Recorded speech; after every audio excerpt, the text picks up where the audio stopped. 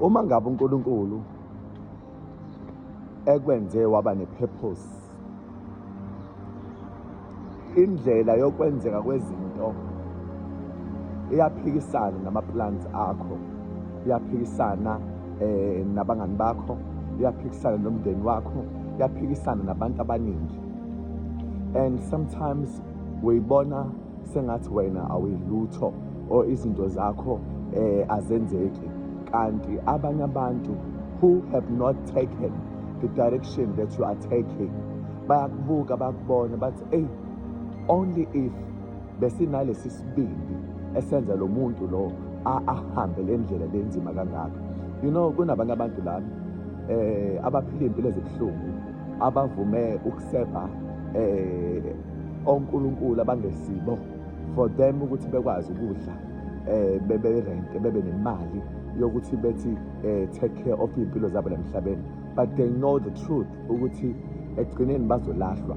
So ngale nkathi wena as umuntu uhamba endleleni yokukholwa noJesu, bayabuka ukuthi hey, lo muntu lo iy'nqumo zakhe as much as kufanele azenze kodwa zinzima.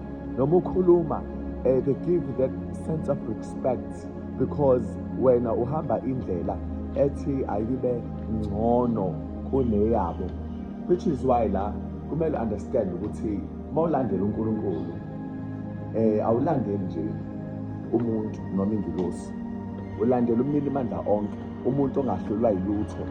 Ingakho i-opposition izokubelesela, izokuthomenta.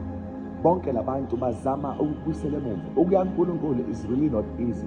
Khona liculo babekucula ethi indlela inamebe yahlaba kukuthandaza. La indlela yokuthandaza, indlela yobunzima, kodwa once wasuswa emhlabeni usunqobile. Once wasuswa emhlabeni usunqobile, and omubi ngeke abe nawo amandla empilweni yakho. Egameni likaJesu siyambonga kuNkulunkulu ngomuso ongaka ukuthi asithande, aphinde futhi asibiyele, asilwele izinto, ngoba njengoba siphila ngomusa wakhe.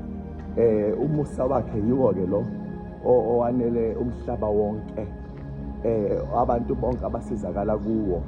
uJesu-ke la uma sibheka ufuna umuntu ozoma endleleni noma kunzima kangakanani, kodwa phela angayithembi yena, athembe uJesu, ngoba uma uyithemba wena lokho akusizi. Kumele uthembe uJesu. Amen.